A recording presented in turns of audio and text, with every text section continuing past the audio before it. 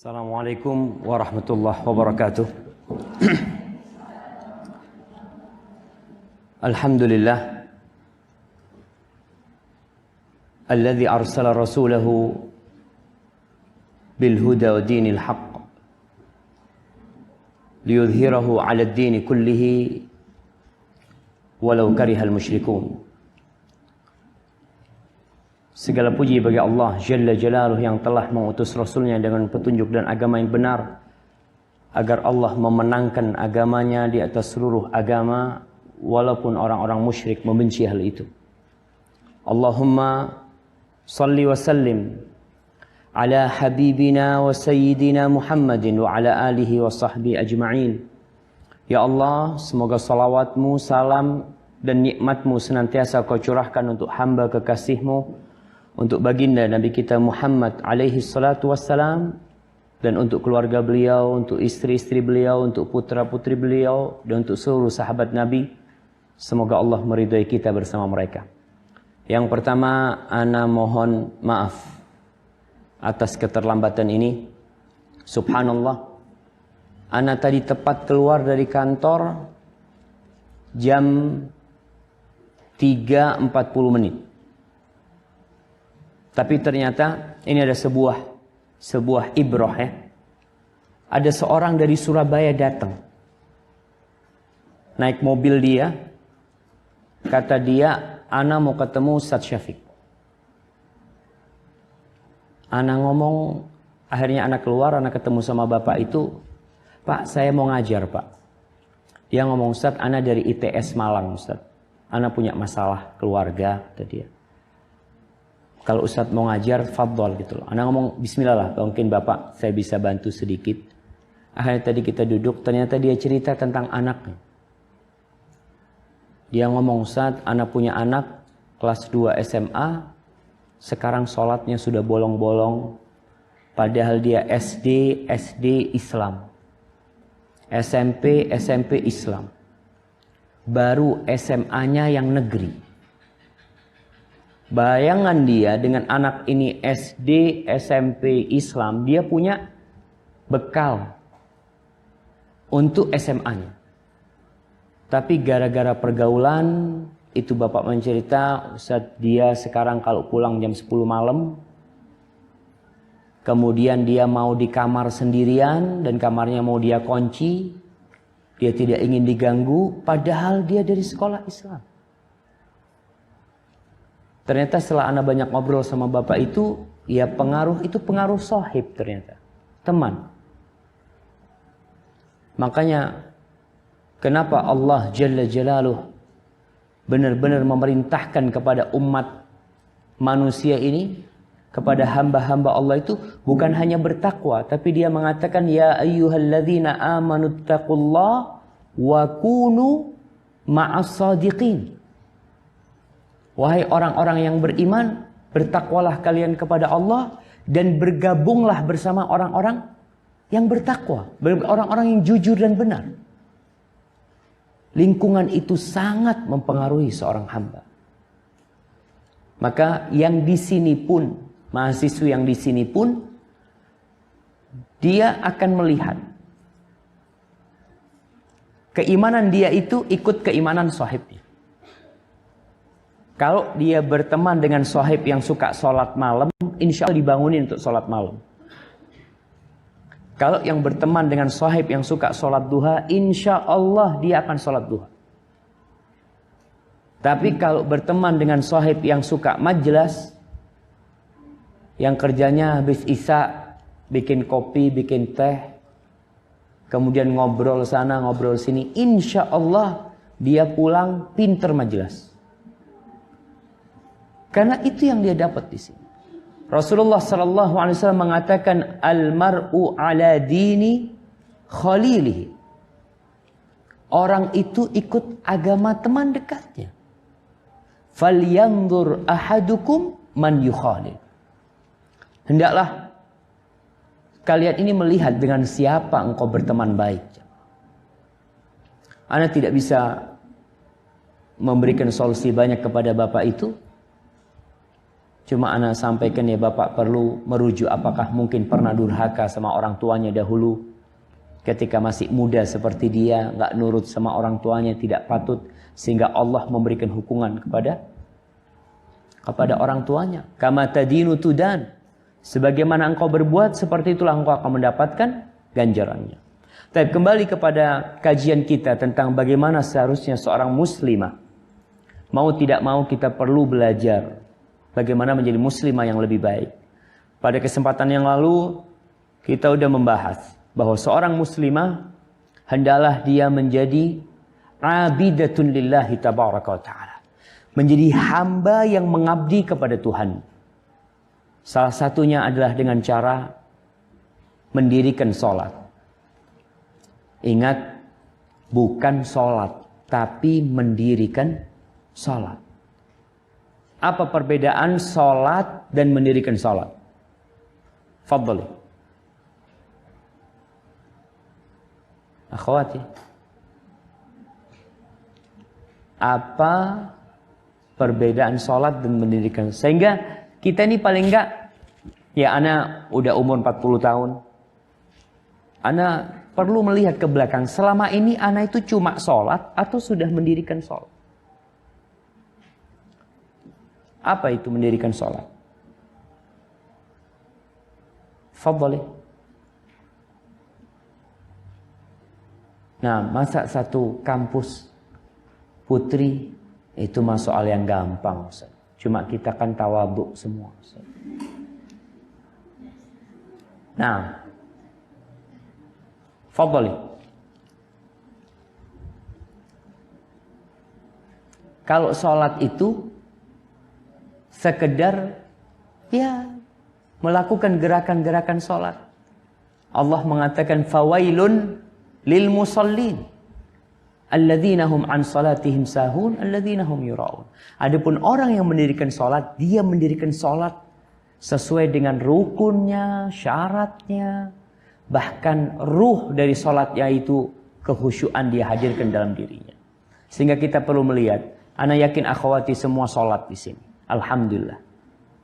Tapi apakah sudah mendirikan sholat? Itu yang perlu kita mengevaluasi diri kita. Lalu kita berbicara tentang sholatul jamaah. Wanita boleh ke masjid? Iya boleh. Kita udah bahas tuh. Kita lanjutkan pembahasan ini. Tafadhali.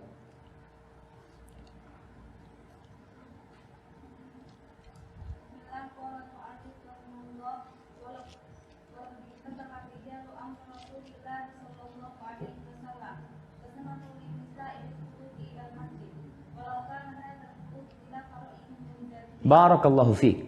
Disebutkan di sini bahwasanya para lelaki, para sahabat lelaki di masa Rasulullah sallallahu alaihi wasallam itu mereka tunduk dan patuh kepada perintah Rasulullah sallallahu alaihi wasallam. Bahwasanya Nabi melarang suami, melarang lelaki untuk menghalangi istrinya atau anak wanitanya untuk datang ke rumah Allah. Nggak boleh dihalangi. Mereka datang ke rumah Allah, kau halangi, nggak boleh. Dan di masa itu para sahabat melaksanakan hal itu. Walaupun para lelaki itu nggak suka istrinya ke masjid. Walaupun sebagian orang tua itu nggak suka anak wanitanya ke masjid. Tapi dia tidak boleh melarang. Kalau kita bicara ternyata wanita memiliki sebuah kesempatan keluar dari rumahnya tanpa kemauan suaminya. Yaitu ke masjid. Tapi kalau ke pasar, suaminya ngomong jangan ke pasar. Boleh ngelarang suaminya? Nggak boleh. Tapi sekarang mau ke masjid untuk kajian. Boleh apa enggak? Dilarang sama suaminya? Nggak boleh. Karena hadis Nabi SAW, la tamna'u ima Allah masajid Allah. Jangan kalian larang wanita yang merupakan budak-budak Allah itu untuk datang ke rumah Allah. Jangan. Baik dalam rangka untuk turut kajian, untuk belajar. Nah, tafadhali.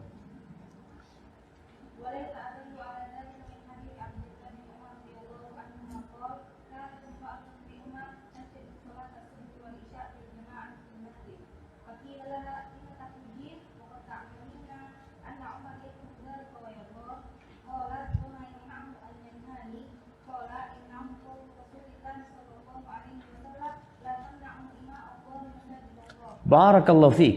Kalau kita kepingin dalil sekarang, bukti bahwa para sahabat itu telah melaksanakan perintah Nabi Muhammad SAW walaupun tidak sesuai dengan keinginan. Kita tahu nih bahwa di dalam syariat Allah kita melaksanakan perintah Allah dan Rasulnya itu tidak yang sesuai dengan keinginan kita aja. Wa ma kana li mu'minin wala mu'minatin idza qadallahu wa rasuluhu amran ay yakuna lahumul khiyaratu min amrihim. Tidak ada kesempatan bagi seorang wanita yang beriman, lelaki yang beriman, wanita yang beriman, kalau sudah Allah menentukan sebuah aturan, lalu mereka mau tawar-menawar, nggak ada. Dan terbukti Umar bin Khattab, Abdullah bin Umar bin Khattab bercerita di sini, bahwasanya ada istrinya Umar bin Khattab yang selalu sholat subuh dan isya di masjid. Subhanallah. Wanita sholat subuh dan isya di masjid. Sholat yang paling berat buat lelaki yang munafik itu sholat apa? Isya dan subuh. Athqalus sholati alal munafiqin, isya dan subuh. Ternyata nih istrinya Umar bin Khattab radhiyallahu taala anhu, dia selalu sholat isya dan subuh di masjid. Lalu ada yang ngomong sama dia, ngasih tahu, lima takhrujin, kau itu kenapa sih kok masih sholat di masjid? Padahal kau tahu bahwasanya Umar nggak suka istrinya tuh sholat di masjid dan dia cemburu. Subhanallah jemaah. Kita lihat kecemburuan seorang suami, istrinya ke masjid. Kalau sekarang istrinya dilepas di pasar dan nggak ada rasa cemburu. Padahal di situ dia berinteraksi dengan lelaki-lelaki, na'udzubillah min dzalik. Kadang-kala tidak ada perasaan, ya Allah, janganlah istriku. Kalau izin ke masjid nggak boleh, kalau izin ke pasar, monggo. Ini sangat ironis sekali. Istrinya Umar dikasih tahu, kau kenapa kok masih keluar? Padahal kau tahu Umar tuh nggak suka kau keluar. Dan dia cemburu. Qalat wa ma yamna'uhu an yanhani. Terus kenapa dia kok nggak ngelarang aku? Nih istri tanya, kenapa Umar kok nggak ngelarang aku kalau dia nggak suka dan dia cemburu aku ke masjid? Qal, ini dikatakan kepada istrinya, yamna'uhu qaulu Rasulillah sallallahu alaihi wasallam. Yang membuat Umar itu tidak melarangmu karena sabda Rasulullah sallallahu alaihi wasallam. Apa sabda Nabi alaihi salatu wassalam? La tamna'u ima Allah masajid Allah. Jangan kalian halangi itu wanita-wanita hamba Allah untuk ke masjid-masjid Allah. Maka ahibati fillah, akhwati fillah, ketika kita melaksanakan perintah itu bukan karena kita suka, tapi karena itu perintah. Kita suka nggak suka, kalau itu sudah perintah, sami'na wa ata'na. Kadang-kala di sini nih masih ada mahasiswi yang melanggar bahasa Arab. Masih ada apa enggak? Banyak Ustaz. Nah, kenapa? Karena berpikir ini kan aturan dibikin oleh kuliah, Ustaz. Bukan oleh Allah dan Rasulnya. Padahal bahasa Arab itu minaddin. Bahasa Arab ini termasuk agama kita. Bahkan Umar kalau ketemu, Umar bin Khattab yang tidak bisa melarang istrinya atau tidak mau melarang istrinya untuk ke masjid, kalau dia ketemu orang berbicara dengan selain bahasa Arab itu dipukul sama Umar bin Khattab. Iyyakum waratanatal ajam. Kok itu berada di negeri Arab, berada di Medina, berada di Mekah, pakai bahasa ajam. Umar menekankan ini bahasa kita nih, bahasa Arab. Baik, tafadhali.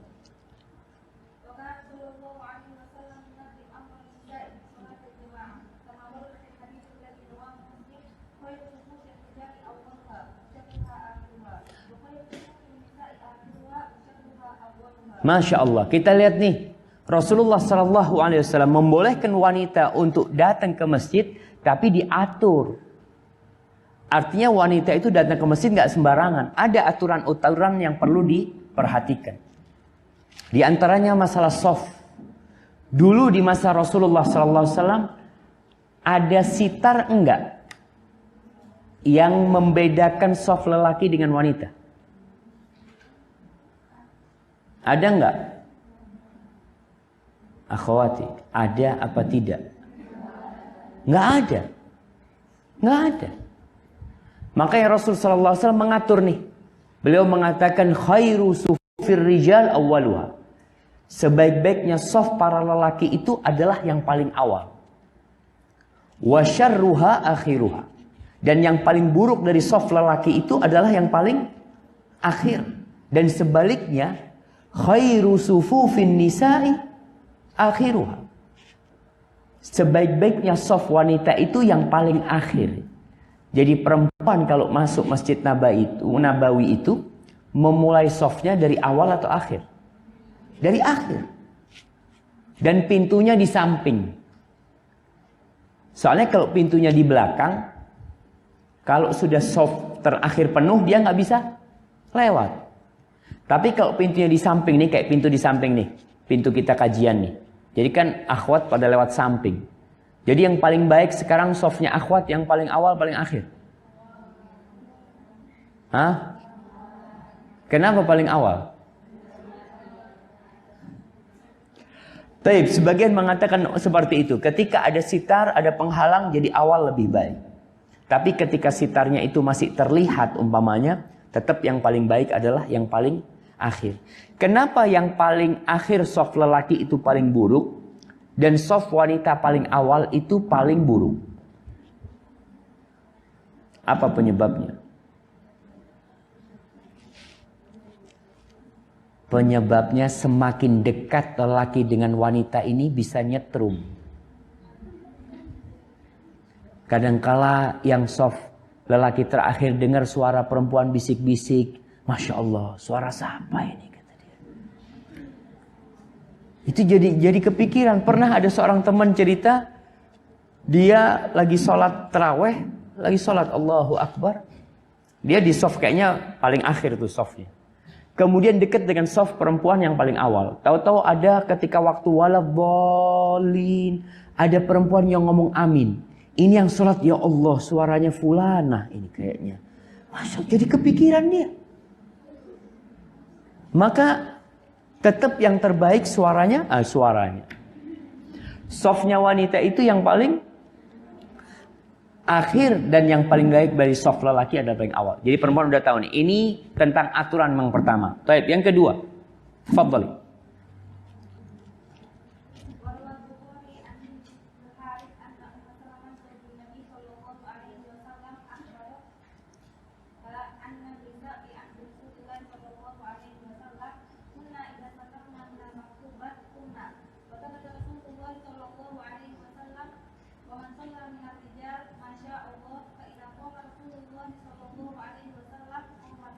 Barakallahu fiik. Sekarang tadi berbicara tentang masalah soft. Sekarang berbicara tentang masalah kepulangan wanita dari masjid. Karena Rasulullah SAW tidak ingin lelaki dan wanita ini nanti berikhtilat ketika keluar, bercampur baur. Sehingga disebutkan di sini hadis Hind bintul Harith anna Ummu Salamah. Masya Allah, Ummu Salamah. Ana ini baru baca tentang Ummu Salamah. Ketika Rasulullah SAW menikah dengan Ummu Salamah, Aisyah itu dengar. Tapi Aisyah ini nggak pernah melihat wajahnya Ummu Salamah. Namun ada informasi yang sampai ke dia kalau Ummu Salamah ini cantik banget. Maka Aisyah rasa cemburunya mendorong dia untuk mencari tahu.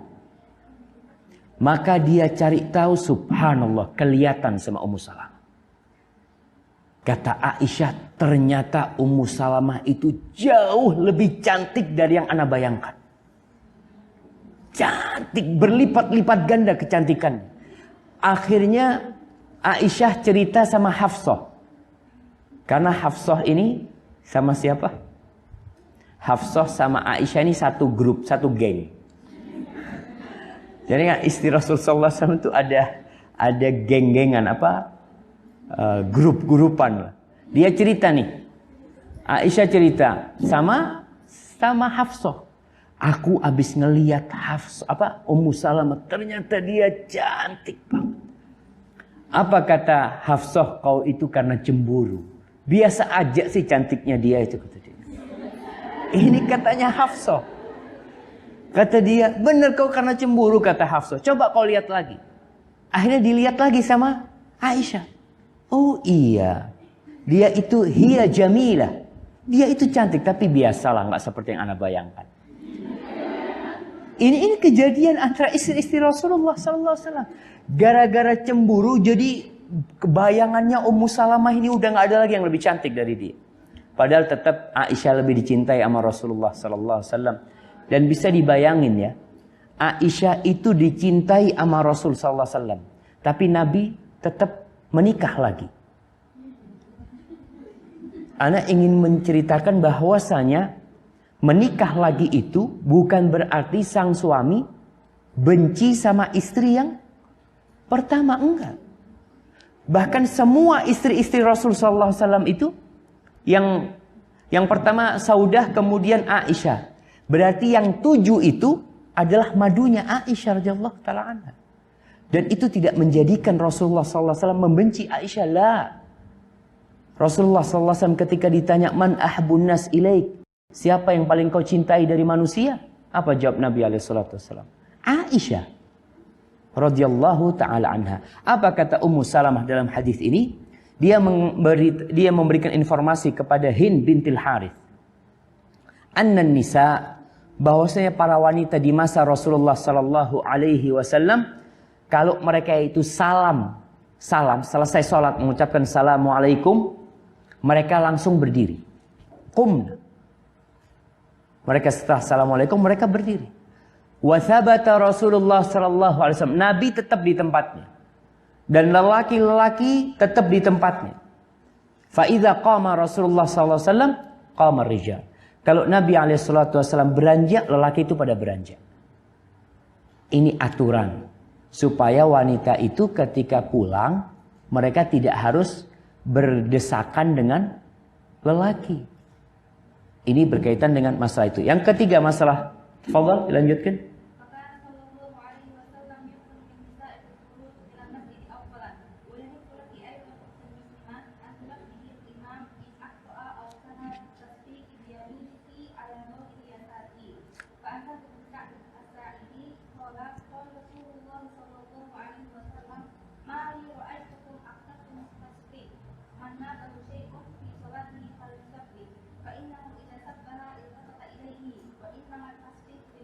Barakallahu fiik. Iya.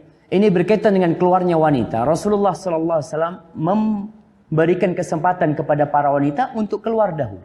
Dan disebutkan wanita itu kalau jalan, mereka itu jalannya di samping, bukan di tengah. Sampai baju mereka itu nempel sama tembok-tembok. Agar apa? Agar tidak sampai tersentuh dengan lelaki kalau ada lelaki. Nggak seperti sekarang. Kalau sekarang lakinya yang minggir. Hati-hati nih, ada cewek-cewek jalan. Jadi dia jalannya di tengah seperti itu. Padahal adabnya dia di samping.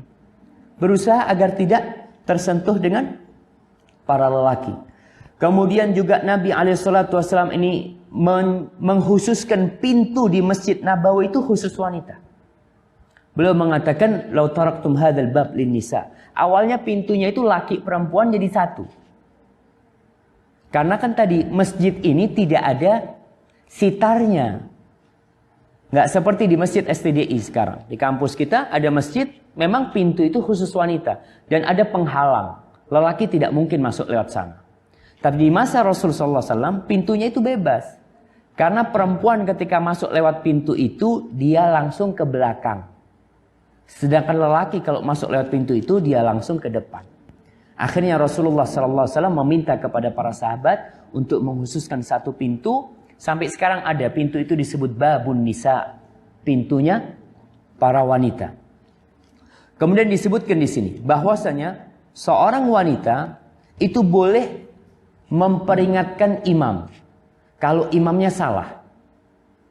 Kadangkala yang laki yang jadi makmum gak hafal Quran. Tapi ternyata ada perempuan yang hafal Quran. Ketika imamnya salah, dia perbaiki. Imamnya salah dalam gerakan sholatnya, dia perbaikin. Bagaimana memperbaikinya? Bitasfiq, yakni dengan bertepuk tangan. Bertepuk tangan itu, para ulama mengatakan menepuk punggung tangannya. Jadi punggung tangannya yang ditepuk, yang atasnya. Bukan perut tangannya. Itu yang sunnah seperti itu. Dia lakukan seperti itu sebagaimana di sini disebutkan bitasfiq biyaminiki ala zahiri yasariki. Menggunakan tangan kanan untuk menepuk punggung tangan kirinya. Jadi bukan perut, tangan kirinya. Fa'an Sahal bin Sa'ad As-Sa'idi, Masya Allah. Sahal bin Sa'ad As-Sa'idi radhiyallahu ta'ala anhu. Ini sahabat yang memiliki kelebihan, Masya Allah. Kalau kita lihat perceraian di masa dulu itu tidak membuat hubungan mantan suami sama mantan istri jadi buruk. Sahal bin Sa'ad ini mungkin dia menikah sampai 15 kali. Nah, tapi sampai 15 kali. Artinya tetap dia itu istrinya tidak lebih dari 4. Suatu hari Sahal ini datang ke walimah. Dia datang ke walimah, selesai pulang dari walimah itu, dia dihadang sama 9 mantan istrinya. Jangan ketawa-ketawa dulu. Ini nih yang anak ingin sampaikan, itu istrinya bertanya, gimana kabarmu Sahal? Gimana anak-anakmu? Semuanya sehat, gimana kondisi keluargamu? Nggak ribut gitu. Sehingga perceraian itu kalau memang dengan cara yang ma'ruf, itu dampak-dampak negatif yang ditakutkan dari perceraian itu bisa hilang. Karena yang terjadi sekarang kalau bercerai itu anak jadi durhaka sama orang tua. Kadangkala ini istri selalu menjelek-jelekkan suaminya, mantan suaminya. Suami seperti itu selalu mengatakan kepada anaknya, "Nah, ibumu itu kayak gini, ibumu itu kayak gini." Selalu dipojokkan ibunya. Karena perceraiannya tidak dengan cara yang ma'ruf. Sedangkan Allah mengatakan fa imsakun bima'ruf au tasrihum biihsan. Kau jaga istrimu itu dengan cara yang baik atau kau lepas dengan cara yang lebih baik dia itu. Sehingga setan yang biasanya bahagia dengan perceraian, dia jadi nggak terlalu bahagia dengan perceraian itu. Karena dampak perceraian yang ditakutkan akan membuat rumah tangga itu kacau, ternyata tetap baik. Dan ahibati akhwati rahimakunallah, kita harus paham bahwasanya perceraian itu tidak memutuskan al-ukhuwah islamiyah, tidak memutuskan. Apalagi kalau ini kerabat, umpamanya dia menikah dengan sepupunya, kemudian cerai dengan sepupunya, dan dia menikah dengan wanita lain. Apakah akhirnya sepupunya ini putus hubungan persaudaraan, putus silaturahim dengan dia?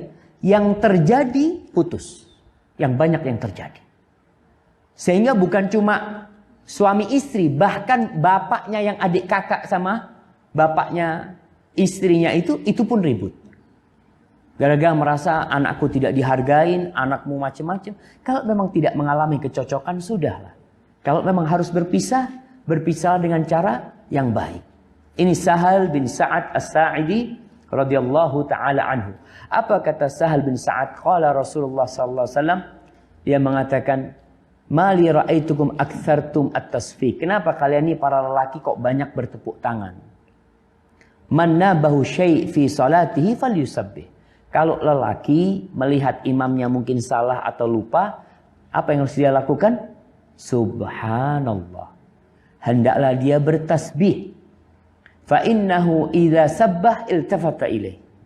Karena kalau dia bertasbih, maka akan sadar imamnya ini, akan menoleh. Apa nih? Ada yang salah mungkin nih. Ada yang apa? Dia bukan menoleh kepada makmumnya, tapi menoleh kepada tasbihnya. Sehingga dia merasa ada sesuatu di dalam salatku. Wa innamat tasfiqu lin-nisa. Perempuan itu bertasbih. Apa? Bertepuk tangan. Kalau tasbih itu buat lelaki. Baik, fadhali.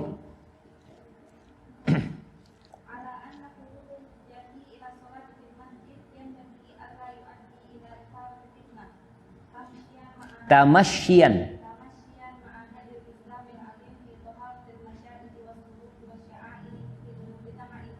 Barakallahu fikum.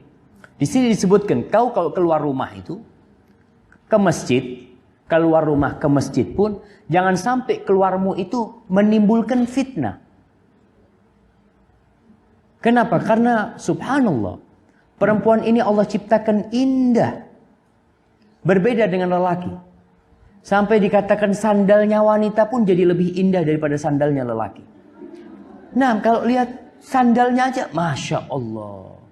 Tapi kalau laki biasa sandal. Maka disebutkan jangan sampai keluarnya perempuan itu menimbulkan fitnah. Kau harus menjaga petunjuk-petunjuk Islam.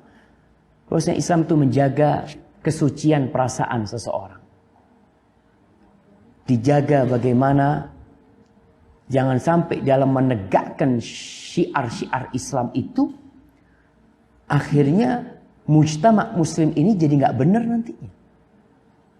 Seperti ketika wanita ya keluar rumah, di sini disebutkan ini. Keluar rumah biasanya kalau sholat tarawih itu Masya Allah. Keluar fi kamili zinati dengan semua dandanannya. Itu bibir merah 3 lapis. Masya Allah. Kemudian apa yang biasa dikasih di bulu mata itu? Maskara. Masya Allah. Maskaranya yang berlipat. Padahal nggak boleh pakai maskara. Kemudian dia pakai baju yang menyebabkan semua mahasiswa itu jadi noleh. Kan ada warna-warna yang ngejreng ya. Masya Allah. Jadi kadang-kala melakukan hal itu sehingga keluarnya dia itu, dia mau ke masjid, dia mau beribadah. Tapi ternyata dia menimbulkan ya membuat nafsu lelaki itu jadi. Nah, maka disebutkan di sini kalau ditakutkan fa in khifatil fitnah bi khurujiki li sababin minal asbab kat tabarruj wat tazayyun aw at ta'attur fa salatuki inda idin fi baitiki khairun laki wa alza. Kalau kau keluar harus pakai macam-macam seperti itu sehingga menggoda lelaki, maka sholatmu di rumah itu lebih mulia. Dan itu lebih wajib bagi engkau. Kadang-kadang subhanallah ada perempuan-perempuan yang ke masjid. Ana ngelihat di masjid kampung ini, ya mudah-mudahan ke depan bisa lebih baik. Itu mereka datang ke masjid, maaf pakai celana pendek. Tapi bawa roko. Mukenanya dibawa. Kadangkala dia pakai mukena. Tapi roknya sampai ke lutut aja. Dia ke masjid. Dia pikir menutup aurat itu kalau waktu sholat aja. Padahal dalam waktu sholat iya dia wajib menutup auratnya. Tapi yang lebih seharusnya dia perhatikan ketika dia di luar. Baik. Silahkan dibaca. Faqad haddatsat Zainab.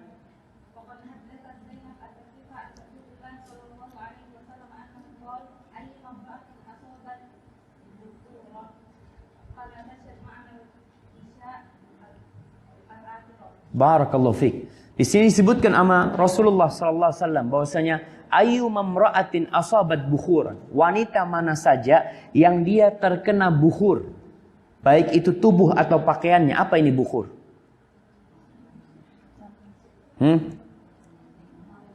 Bukhur itu wewangian yang pakai asap. Kayak model dupa. Atau kalau kayu itu ada kayu gahru. Kayu-kayu yang apa? Yang wangi. Yang aromanya itu akan tercium sama orang banyak. Maka Nabi SAW ini memberikan arahan kepada wanita. Wanita mana saja yang dia terkena bukhur, maka nggak boleh. Fala tashhad ma'anal isya al-akhirah. Dia jangan sholat isya sama kita. Sholat di rumahnya. Berarti ini wanita biasa sholat ke masjid itu isya sama subuh. Maka dikatakan kalau dia kena parfum yang wangi, dia nggak boleh ke masjid. Bahkan diperintahkan sama Rasulullah SAW untuk pulang dari masjid. Falyaghtasilna ghaslal janabah. Hendaklah dia itu mandi seperti mandinya orang junub. supaya aroma tubuhnya itu tidak menggoda. Dan akhwati bisa ngelihat ya iklan-iklan yang di televisi, iklan-iklan yang berkaitan dengan parfum wanita, atau yang kalau perempuan ini lewat semua lelaki itu jadi noleh. Ada yang mengatakan lengket kayak perangko. Kenapa? Karena aroma dia. Kenapa dibedakan Ustaz? Kalau lelaki boleh pakai parfum, kenapa kalau wanita nggak boleh? Kenapa jemaah? Akhwati, ini yang bisa jawab perempuan. Karena perempuan ini memang diciptakan sebagai fitnah. Rasulullah sallallahu alaihi wasallam mengatakan, "Ma taraktu fitnatan asyadda 'ala rijali minan nisa."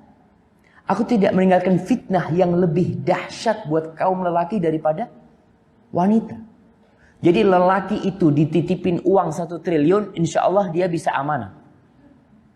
Tapi lelaki dititipin 1 akhwat di rumahnya, kira-kira dia bisa jaga? Nggak bisa dia jaga. Nabi Yusuf alaihissalam bagaimana ketika dia berada satu rumah dengan Imra'atul Aziz? Beliau hampir tergoda kalau bukan Allah yang menjaga dia. Maka perempuan ini memang bedalah. Dia memang lebih indah, lebih cantik, sehingga ada beberapa aturan yang mungkin buat sebagian wanita, Ustaz kenapa sih kok nggak boleh perempuan pakai parfum? Parfumnya wanita itu yang ada warnanya tapi tidak ada aromanya. Kayak apa? Jadi kalau ibu-ibu ngelihat di negeri Arab sana, itu ada parfum khusus wanita yang seperti lotion. Itu biasanya diletakkan di leher perempuan. Ketika dia pakai kerudung tidak akan tercium. Tapi ketika dia mungkin berpelukan dengan temannya, dia cipika dengan sohibnya. Nah, itu aroma itu akan tercium. Karena wanita kalau tercium bau bawang juga nggak nyaman. Tapi tetap. Jadi ada aturan yang paling tidak. Ustaz kenapa? Ini yang kadang-kala kita sering. Kalau aturan dari perusahaan, dari instansi yang tempat kita kerja, kita tuh nggak pernah nawar. Tapi kalau aturan dari Allah, kita sering tawar-menawar. Kenapa sih kok nggak boleh? Kenapa? Tapi kalau sudah perusahaan mengatakan semua tidak boleh pakai kerudung, itu orang nggak pakai kerudung kerja, nggak pakai jilbab. Kenapa? Aturan dari perusahaan. Tapi ketika aturan dari Allah, dari Rasulnya sallallahu alaihi wasallam, kita banyak memilih. Baik, fadhil dilanjutkan.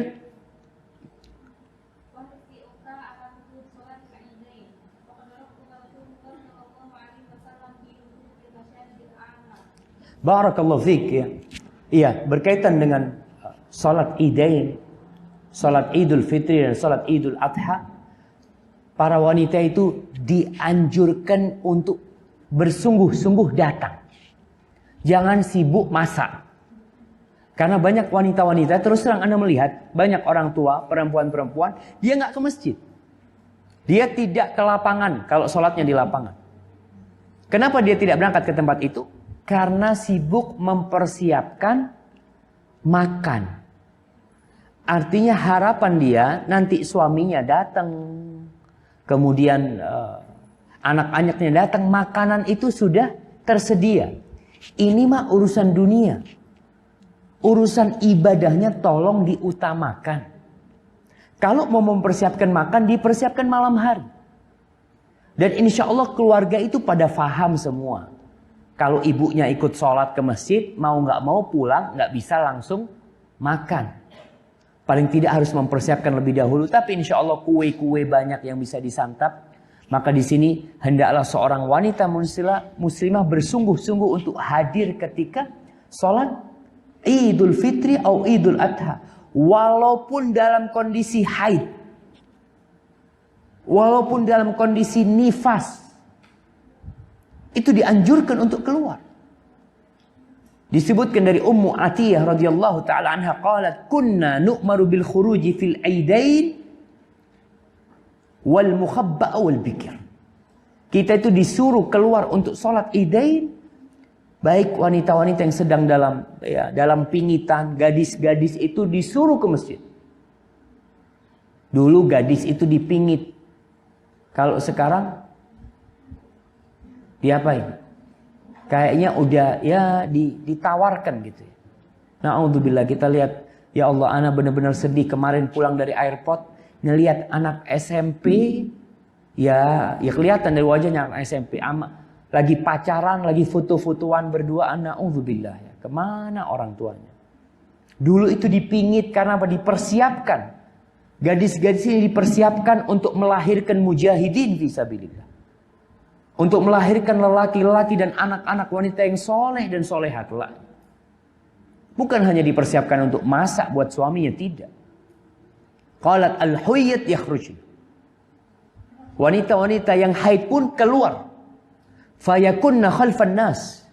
Tapi dia tidak bergabung di tempat sholat itu. Artinya perempuan-perempuan yang datang bulan nih, di mana sholat, di mana tempat duduknya? Di paling akhir. Dia tidak bergabung dengan soft-soft orang yang sedang mau sholat. Dia bikin kelompok tersendiri di belakang. Fayakunna khalfan nas yukabbirna ma'an nas. Tapi dia tetap bertakbir. Kadang-kala perempuan ini ketika Idul Fitri, Idul Adha jarang bertakbir. Ngapain dia? Facebookan. Dia ini itu macam-macam. Dia berpikir yang takbirkan lelaki. Tidak, ini sama nih agama kita, laki perempuan disuruh bertakbir. Tapi kalau laki disuruh keras-keras, yang perempuan cukup bertakbir didengar oleh dia. Wa anha aydan, dan dari Ummu Atiyah, dia berkata, amarana Rasulullah sallallahu alaihi wasallam an nukhrijahun. Rasulullah sallallahu alaihi wasallam memerintahkan kepada kita untuk mengeluarkan. Jadi untuk dikeluarkan itu perempuan-perempuan fil fitri wal adha. Ketika Idul Fitri dan Idul Adha disuruh keluar. Jadi orang tua berhak menyuruh anaknya untuk keluar. Untuk melaksanakan salat Id dan Adha. Al-awatik, wanita awatik ini perempuan-perempuan tua. Yang sudah mungkin dia sudah merasa tua renta, anak mau di rumah, keluar. Mau pakai kursi roda, keluar pakai kursi roda. Wal huyyat, dan perempuan-perempuan yang datang bulan. Wa dzawatal khudur, dan wanita-wanita yang dalam pingitan. Fa ammal huyyat fayatazilna shalah. Adapun perempuan yang datang bulan, maka dia berpisah tuh dari tempat sholatnya perempuan-perempuan yang tidak datang bulan.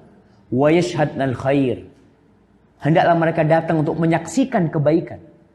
Wallahi akhwati rahimakunallah, ana ngelihat kalau sholat Id, yang ngelihat umat Islam keluar dari rumahnya, berjalan kaki, naik kendaraan, yang bertakbir Allahu Akbar, terus bertakbir, mereka saling bersalaman, Masya Allah. Di situ syiar Islam tampak. Dikatakan di sini, wa yashhadnal khair wa da'watal muslimin, dan doa orang-orang Islam. Ketika itu, qultu ya Rasulullah, kemudian di sini Ummu Atiyah mengatakan, ya Rasulullah, ihdana la yakunu laha jilbab. Bayangkan di masa Rasulullah sallallahu alaihi wasallam, ini Ummu Atiyah mengatakan, ya Rasulullah, kau katakan kita harus mengeluarkan semua perempuan, yang tua, yang bikir yang gadis suruh keluar. Gimana kalau sebagiannya nggak punya baju, nggak punya jilbab? Bayangkan. Mereka itu nggak bisa keluar rumah karena memang nggak punya jilbab. Sekarang, Masya Allah, tumpukan di kamarnya, di lemarinya itu jilbab. Apa kata Nabi SAW? Litulbisuha atau litulbisaha ukhtuha min jilbabnya. Hendaklah saudarinya berbagi, meminjamkan jilbabnya agar saudarinya bisa ke masjid. Maka di sini kalau kita lihat Rasulullah SAW memberikan kepada kita pelajaran untuk berempati, untuk berbagi dengan saudara-saudara wanita kita. InsyaAllah kita lanjutkan pada kesempatan yang akan datang. Kalau kiranya ada pertanyaan, tafadhali. Nah, iya, bentar.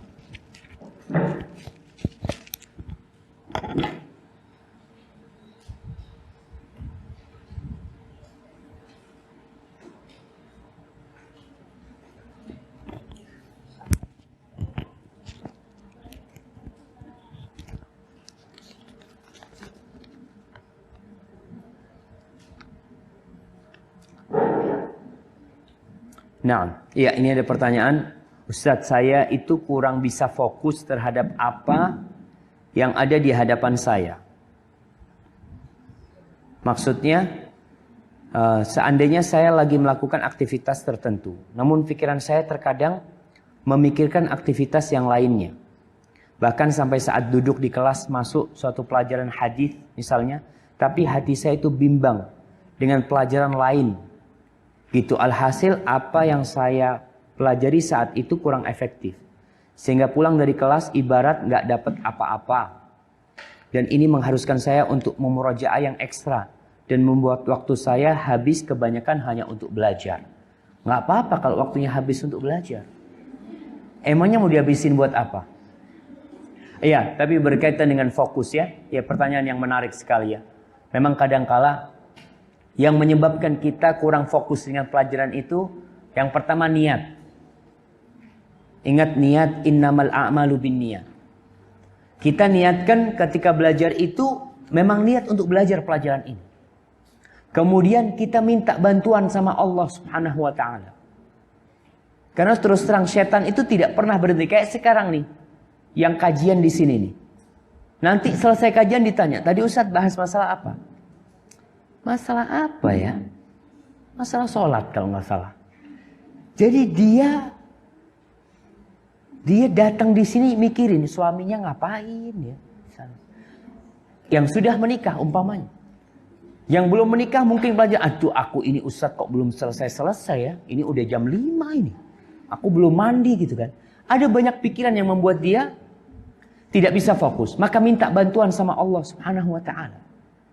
Maka kita katakan Rabbi shrahli sadri wa yassirli amri wahlul 'uqdatam min lisani yafqahu qawli. Baca Rabbi zidni ilman. Baca doa Allahumma inni as'aluka ilman nafi'an wa rizqan thayyiban wa amalan mutaqabbala. Allahumma infa'na bima 'allamtana wa 'allimna ma yanfa'una. Atau doa Allahumma inni a'udzubika min ilmin la yanfa' wa qalbin la yakhsha. Nih, hati yang tidak khusyuk. Berlindung ya Allah, minta sama Allah. Kemudian memang seorang itu harus bisa gini nih, harus bisa membiasakan. Semua yang besar itu, akhwati rahimakumullah, ingat 1000 kilometer itu dimulai dengan satu langkah. 1000 kilometer dari Jember ke Jakarta ini 1000 kilometer. Kita tidak akan pernah sampai Jakarta kalau kita tidak pernah melangkah menuju Jakarta. Kayak tadi orang yang punya masalah tidak bisa fokus, berusaha untuk fokus. Minta berdoa sama Allah. Ketika pelajaran itu berusaha, memang ya Allah mengatakan inna fi dzalika la dzikra liman kana lahu qalbun au alqas sam'a wa huwa syahid. Itu peringatan-peringatan dalam Al-Quran Karim, dalam hadis Nabi, pelajaran di kelas dari ustadz. Itu akan bisa bermanfaat kalau hati kita hadir. Dan kita menyimak. Tapi kalau kita memikirkan yang lain, ya tadi. Akhirnya tidak bisa fokus. Ingat akhwati, fokus di kelas itu, insya Allah bisa menyebabkan seorang siswi atau bisa menghasilkan 60% dari pelajaran. Baik. Sekarang kelulusan seorang mahasiswa itu nilainya berapa? 56. Iya? Betul nggak? 56, 57? 56. Artinya kalau dia itu nggak murojaah di kamar, tapi dia fokus di kelas, konsentrasi, dia sudah lulus. Tapi yang jadi masalah tadi nggak fokus di kelas. Makanya supaya fokus, berusaha untuk aktif dengan ustadz yang menyampaikan, dengan ustadzahnya. Ketika menanyakan sesuatu, ustadzahnya tanya, angkat tangan. Walaupun nggak bisa jawab, angkat tangan. Ketika apa jawabannya? Allah Ustadz, ana lupa. Tapi dia mau nggak mau, alhamdulillah hadir di situ. Baik, ini ada pertanyaan. Gini Ustadz, kita ngomongin orang, tapi kita ngomongin kebaikan orang tersebut. Tapi apa ini disebut ghibah juga Ustaz? Baik, apa itu ghibah jamaah? Dzikruka akhaka bima yakrah. Artinya Ghibah itu menyebutkan sesuatu tentang saudaramu yang dia nggak suka. Tapi kalau dia suka itu bukan ghibah. Berarti kita memuji dia, menyanjung dia. Maka itu nggak ada masalah. Dan itu kebaikan ya. Ketika kita menyebut kebaikan saudara kita. Naam. Assalamualaikum warahmatullahi wabarakatuh. Waalaikumsalam warahmatullahi wabarakatuh. Ustadz, bolehkah seorang muslimah meminta kepada Allah agar diberikan pasangan yang soleh? Masya Allah. Kalau urusan pasangan semuanya bahagia. Masya Allah. Nah, sedangkan di sisi lain ia merasa baktinya kepada orang tua belum seberapa. Mana yang harus didahulukan? Menghindari fitnah, atau tetap ingin menambah baktinya pada orang tua? Iya, pertanyaan yang menarik sekali ya. Karena seorang wanita tatkala dia menikah, mau tidak mau ada peralihan kewajiban. Dia wajib berbakti kepada suaminya. Sehingga kebaktian dia kepada ibunya, kepada bapaknya akan berkurang. Tapi pernikahan itu sebenarnya tidak menghalangi wanita untuk berbakti kepada orang tuanya. Bahkan bisa jadi orang tuanya itu suka kalau anaknya menikah. Bahkan dia berpikir kalau anaknya menikah dapat suami yang baik itu sudah cukup bentuk kebaktian seorang anak kepada orang tuanya. Yang jadi masalah kalau anak ini nikah dan suka mengadukan masalah kepada orang tuanya. Suamiku kayak gini ma, suamiku kayak gini. Akhirnya orang tua jadi beban lagi. Kau itu udah dibesarin, dikawinin, sudah kawin, masih membebani orang tua. Maka usahakan seorang wanita yang sudah menikah, ada masalah apapun di rumah tangganya, jangan abah sama ibunya dikasih tahu. Selama dia masih bisa menahan. Kalau dia mau cari solusi dari orang yang mencintai dia. Artinya dari teman-teman dia. Dari mungkin dia punya ustazah yang dia kenal mungkin bisa memberikan solusi. Dan insya Allah kalau mendapatkan suami yang soleh, iya jamaah. Insya Allah kalau mendapatkan suami yang soleh, paling tidak suaminya akan mendukung istri berbakti sama orang tuanya. Dengan berbagi, dengan mendoakan, dengan mengunjunginya. Barakallahu fikum. Bolehkah berbohong jika keadaannya memberi sodakoh kepada seorang, tapi tidak ingin diketahui? Lalu ada yang bertanya, apakah ini darimu? Dia menjawab, tidak tahu, bukan dariku. Kalau kayak gitu, dia bohong. Tapi kalau ditanya, ini darimu? Ini dari Allah, aku kenal sama dia. Betul nggak? Betul, dia kata. Ini dari hamba Allah, aku kenal sama dia. Jangan bohong, bukan dari aku, padahal dari dia. Tapi kalau dia ngomong ini dari hamba Allah dan aku kenal sama dia, insya Allah nggak masuk bohong. Terus akhwat ya, orang sedekah terang-terangan itu boleh. Allah mengatakan in tubdus sadaqat fa ni'imma hi wa in tukhfuha, kata Allah kalau kalian sedekah terang-terangan itu bagus. Tapi kalau kalian sembunyi-sembunyi, kalian berikan kepada fakir miskin, itu lebih baik. Nah, ini ada pertanyaan, bagaimana jika wanita muslimah sikap wanita muslimah kepada keluarganya yang memiliki akidah yang berbeda. Di mana di dalam keluarganya itu cuma dia yang mengerti Islam dengan benar. Subhanallah. Baik. Kita lihat Rasulullah SAW ketika beliau berdakwah, beliau sendirian. Beliau sendirian. Satu kampung itu semuanya kafir.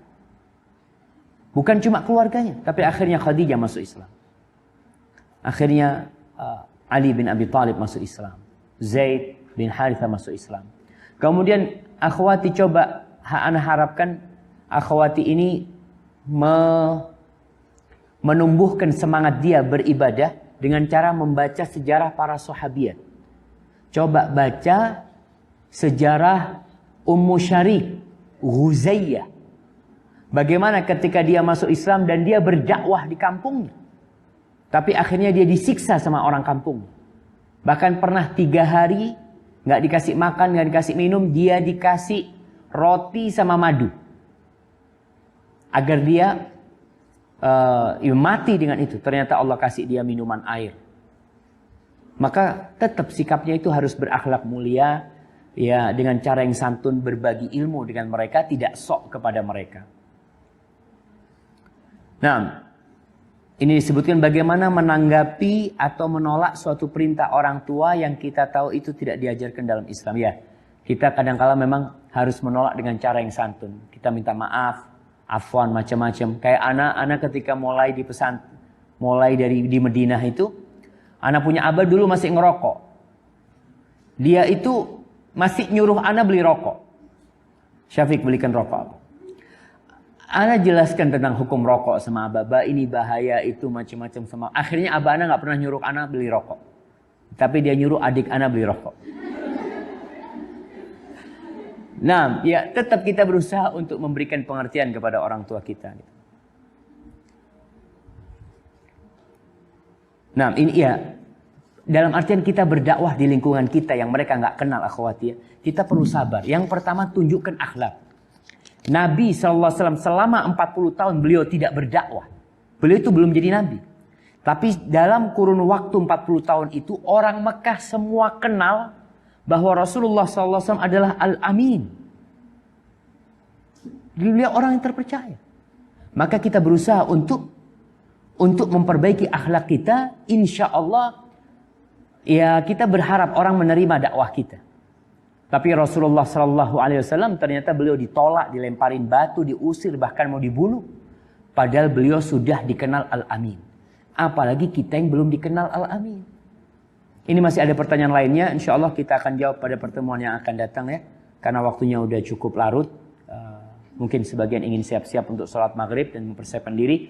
Ana cukupkan di sini. Apabila yang ana sampaikan benar itu dari Allah Jalla Jalaluh. Kalau ada yang salah dan kurang berkenan itu dari diri ana pribadi, Allah dan Rasulnya terbebaskan dari kesalahan itu.